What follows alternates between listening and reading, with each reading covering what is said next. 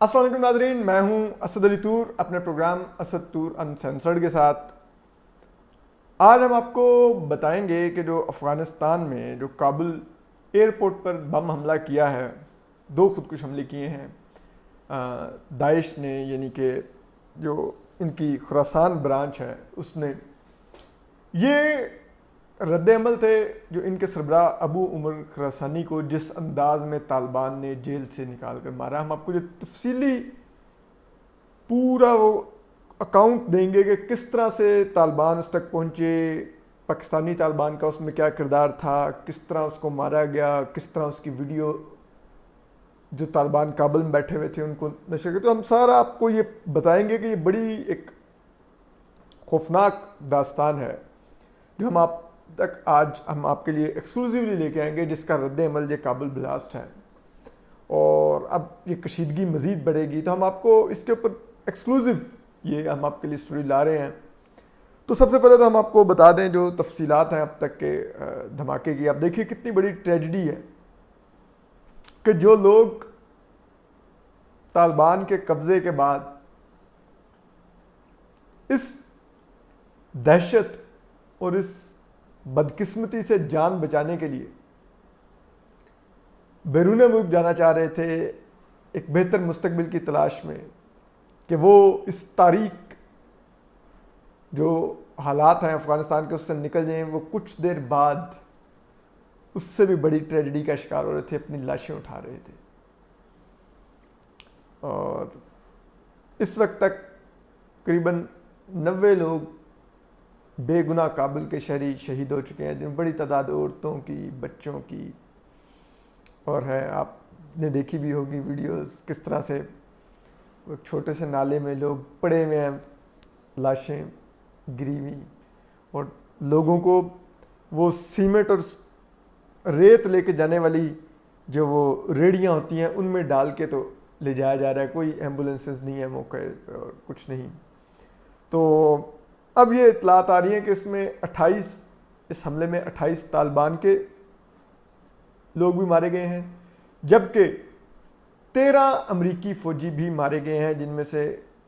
12 marine थे और एक जो अमेरिकन नेवी का एहलकार था। तो ये 13 लोग भी मारे गए हैं जो अमरीकी हैं, एहलकार हैं फ़ौज के, अमरीकी फ़ौज का हिस्सा हैं। तो ये एक बड़ी खौफनाक सूरत हाल है। इसका बड़ा आलमी तौर पे इसका इम्पेक्ट लिया जा रहा है, क्योंकि अब ये देखा जाएगा कि क्या तालिबान, जिनका अब तक मोनोपोली थी अफ़गानिस्तान में हमलों पर, क्या अब उनकी मोनोपोली जब वो हुकूमत में हैं तो क्या दाइश तोड़ेगी? और दाइश ने अपनी कैपेसिटी तो शो की है कि वो तोड़ सकती है तालिबान की मोनोपोली, जो आप कह सकते हैं दहशत, हथियार और हमलों की है। तो ये एक ऐसे हालात में ये बड़ी सिग्निफिकेंस है इस हमले की। अब हम आते हैं उस, और इसकी ये भी सिग्निफिकेंस है कि अब आने वाले दिनों में जो गवर्नमेंट यहाँ पर फॉर्म होनी है, अब उसमें भी तेज़ी लानी पड़ेगी कि ताकि वो गवर्नमेंट वजूद में आए और वो जल्दी से अफ़गानिस्तान के अमूर संभाले, अफ़गानिस्तान की सिक्योरिटी को देखे, अफ़गानिस्तान के दीगर अमूर को देखे, ताकि इस तरह के हमलों का तदारुक बतौर रियासत कर सकें तालिबान। तो उसके लिए अब उस हुकूमत साजी के लिए भी तेज़ी आएगी। लेकिन अब हम आपको आते हैं कि ये हुआ क्या। ये जो तालिबान ने अफ़गानिस्तान को जब टेक ओवर किया, जब काबुल में पहुँचे, तो आपने एक तो वो पिक्चर देखी होगी जो पाकिस्तानी तालिबान के नायब अमीर मौलवी फ़कीर मोहम्मद की, जिनको तालिबान ने रिहा किया और उनके साथ तकरीबन 900 के करीब और तहरीक तालिबान पाकिस्तान के दहशतगर्दों को रिहा किया अफ़गान तालिबान ने। तो ये कहते हैं कि ये जिस जेल में ये मौलवी फ़कीर मोहम्मद कैद थे, उसी में अबू उमर खुरासानी भी कैद थे, जो दाइश के खुरासान चैप्टर के, यानी कि जो अफ़गानिस्तान, पाकिस्तान और ईरान के लिए कायम किया गया है,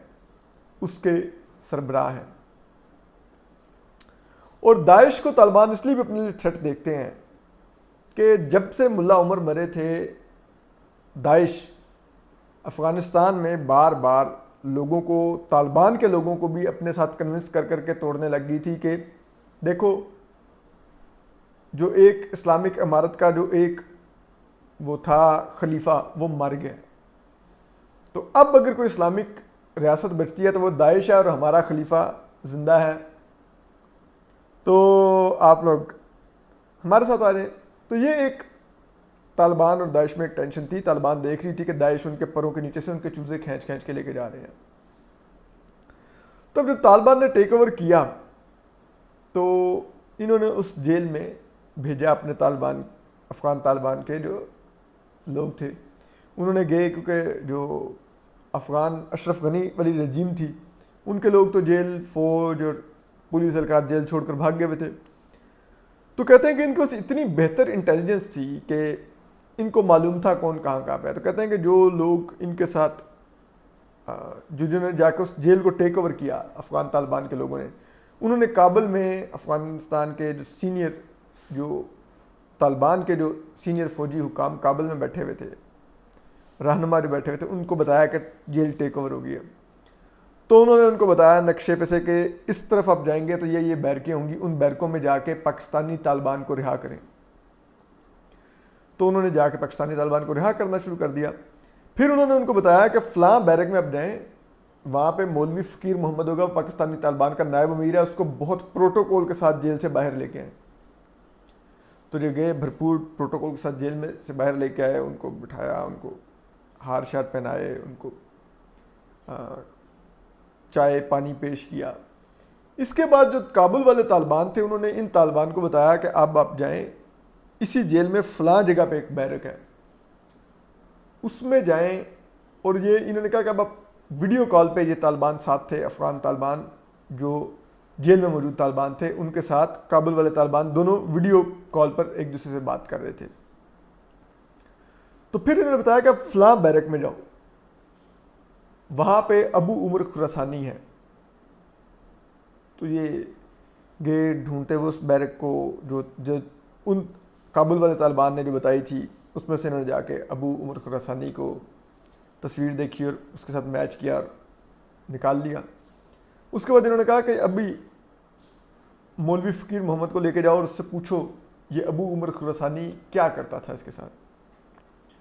تو یہ طالبان لے گئے مولوی فقیر محمد کو، جو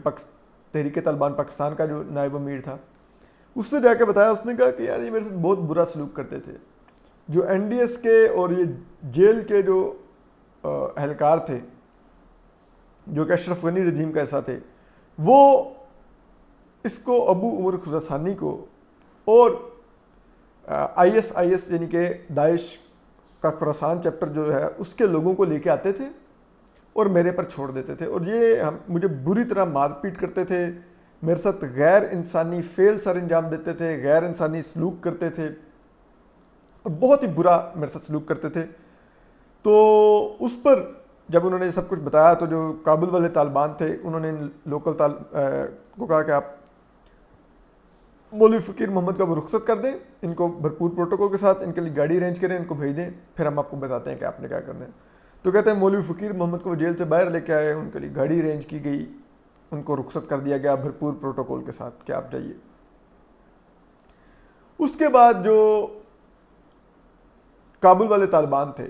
انہوں نے کہا، جن طالبان کا جیل پر قبضہ تھا ان کو کہا کہ اب آپ اس کو اور جتنے ادھر داعش کے لوگ ہیں ان سب کو مار دیں، لیکن جو یہ ہے مولوی یہ ابو عمر خراسانی جو داعش کا سربراہ ہے افغانستان خراسان چیپٹر کا، اس کو اپنے انتہائی بے دردی سے مار دیں. ہم ویڈیو پر دیکھ رہے ہیں آپ کس طرح اس کو مارتے ہیں. تو انہوں نے باقیوں کو تو کھڑا کیا اور ایک ہی دفعہ فائرنگ کر کے مار دیا. لیکن جو ابو عمر خراسانی تھا اس کو کہتے ہیں کہ اس کو نہ تو دل پر گولی ماری گئی نہ سر پر گولی ماری گئی، اس کو باری باری گولیاں ماری گئیں. پہلے اس کے بازو میں ماری گئی، پھر دوسرے بازو میں ماری گئی، پھر تھوڑے وقفے کے بعد اس کے ہاتھ میں ماری گئی کہ یہ تکلیف میں تڑپتا رہے لیکن جان نہ نکلی. اور پھر اس ہاتھ میں ماری گئی، پھر ٹانگ میں ماری گئی، پھر دوسری ٹانگ میں ماری گئی، پھر گھٹنے میں ماری گئی، پھر دوسرے گھٹنے میں ماری گئی، اور یہ پھر پیروں میں باری باری ماری گئی. اور یہ تقریباً کہتے ہیں کہ یہ افغان طالبان یہ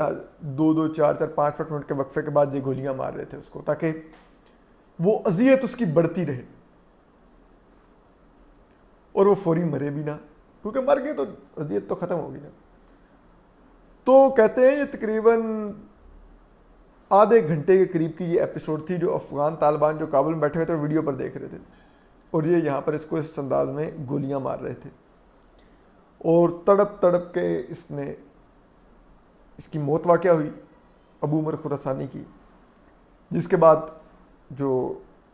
جیل میں موجود طالبان تھے انہوں نے کابل میں بیٹھے ہوئے طالبان کو کنفرم کیا کہ یہ مر گیا ہے، اس کا چہرہ دکھایا، اس کی نکلی ہوئی جان دکھائی، جس کے بعد انہوں نے کہا ٹھیک ہے مشن کمپلیٹ، اب آپ چلے جائیں، اس کی لاش کو لے کے باہر، اور اس کی لاش چوک میں رکھیں لوگوں کی عبرت کے لیے۔ تو کہتے ہیں کہ یہ طالبان پھر نکال کے اس کو چوک میں لے آئے اس کی لاش، حالانکہ کہتے ہیں کہ تب تک تقریباً شام کا اندھیرا گہرا ہو چکا تھا، اور ظاہر بات ہے طالبان کے آنے کے بعد خوف ہے، تو زیادہ تر لوگ وہاں پر موجود نہیں آئے لاش دیکھنے کے لیے، ڈرے رہے، اور انہوں نے پھر اس کی لاش لا کے چوک میں پہلے کچھ دیر رکھی، پھر اس کے بعد لٹکا دی ایک کھمبے سے کہ لوگ دیکھیں کہ کیا حال کرتے ہیں طالبان۔ اور یہ تمام جو تکلیف دہ جو ہم نے آپ کو تفصیلات بتائیں، تو اس طرح سے طالبان نے ریونج لیا، تحریک طالبان پاکستان کا بھی اور اپنا بھی، جو داعش ان کے لوگوں کے ساتھ کرتی رہی ہے۔ اور داعش کو یہ چیپٹر بھی، یہ پیغام بھی یہ اس انداز میں قتل کر کے بھیجا کہ ہم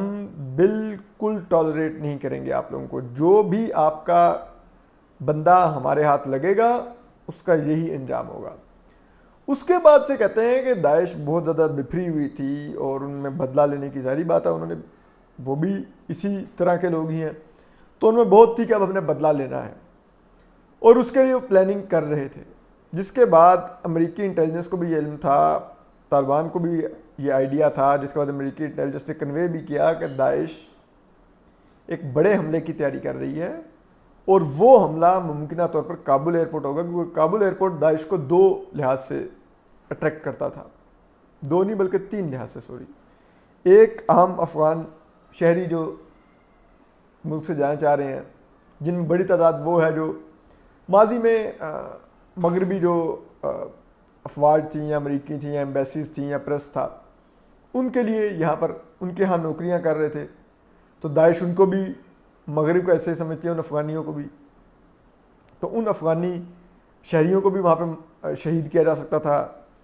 وہاں پہ طالبان بھی سیکورٹی پر تھے، کیونکہ کابل ایئرپورٹ کی جو بیرونی سیکورٹی ہے وہ طالبان کے ذمہ ہے، تو ان کو بھی مارا جا سکتا تھا۔ پھر جو امریکی فوجی ہیں وہ بھی کابل ایئرپورٹ پر موجود تھے، تو ان کو بھی مارا جا سکتا تھا، تو داعش کے لیے بہت زیادہ اٹریکٹیو پوائنٹ بن گیا تھا، جس کے بعد داعش نے ٹارگٹ کر کے یہاں پر یہ اٹیک کیا، اور یوں اتنے بڑی تعداد میں لوگ افغان شہری شہید ہوئے، طالبان کے بھی 28 سے زیادہ لوگ مارے گئے، افغان شہری بھی 90 کے قریب شہید ہوئے بیچارے، اور امریکی فوجی بھی جو تھے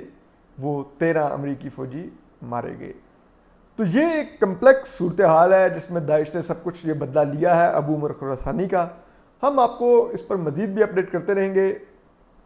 اپنا خیال رکھیے، اور ہم آپ کو اگلے جو ہے اس میں ہم آپ کو جو